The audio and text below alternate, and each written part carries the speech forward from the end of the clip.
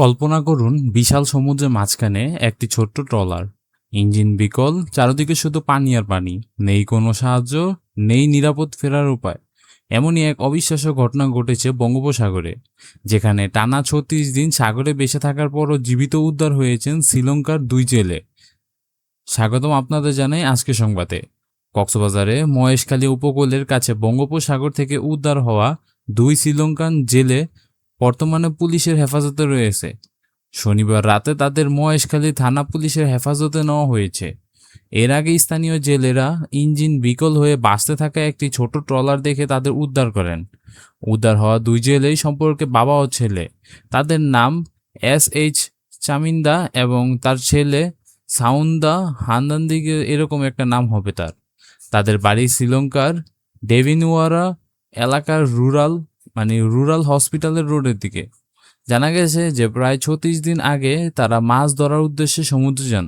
শুরুতে তাদের সঙ্গে আরও ২জন জেলে ছিলেন, কিন্তু বৈরী আবহাওয়ার কারণে ট্রলারের ইঞ্জিন বিকল হয়ে যায়। ৩ দিন পর অন্য একটি নৌকা সহায়তায় দুই জেলে দেশে ফিরে যেতে সক্ষম হলেও নিজেদের ট্রলার ছেড়ে যেতে রাজি হননি বাবা ও ছেলে। এরপরেই শুরু হয় তাদের জীবন মৃত্যুর লড়াই। সাগরে বেঁচে থাকার মাত্র ৭ দিন পরেই তাদের সঙ্গে থাকা সব খাবার শেষ হয়ে যায়। এরপর টানা ২৯ দিন তারা সমুদ্রের থেকে ধরা কাঁচা মাছ এবং বড়শির টোপ হিসেবে রাখা সামান্য খাবার খেয়ে কোনো মতে বেঁচে থাকেন। এর মধ্যেই আরও এক ভয়াবহ ঘটনার মুখোমুখি হন তারা। তাদের দাবি, সাগরে ভাসমান অবস্থায় মিয়ানমারের কিছু লোক তাদের ট্রলারে উঠে দূরবীন ক্যামেরা সহ মূল্যবান সামগ্রী লুট করে নিয়ে যায়। তারপর তারা ট্রলার ছেড়ে যাননি। অবশ্যই গত বুধবার রাতে গভীর সমুদ্র থেকে মাছ ধরে ফেরার পথে বাংলাদেশি জেলে জিয়াউর রহমান নজরে পড়ে ভাসমান ট্রলারটি।